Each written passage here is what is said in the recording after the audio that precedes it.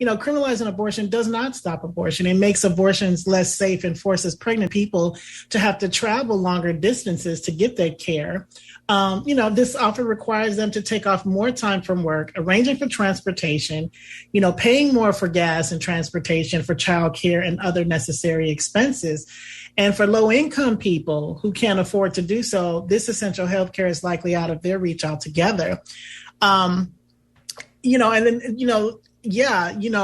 Abortion restrictions are definitely medically unnecessary, and they're based on these false assumptions that have deeply, deeply racist origins.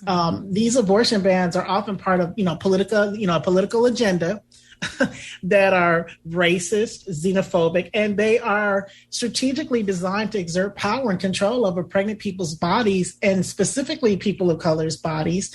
All you have to do is look at the history and examine the history of this country, and where Black women who were enslaved, their bodies were used to, basically as brood mares, right, to produce more individuals for free labor.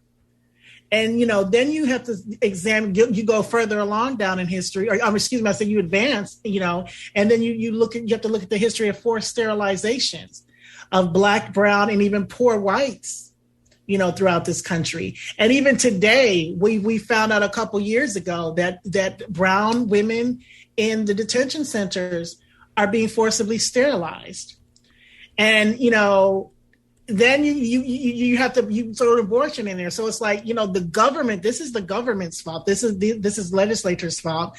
They have created these policies and these laws, again, to exert power over Black and brown bodies and people.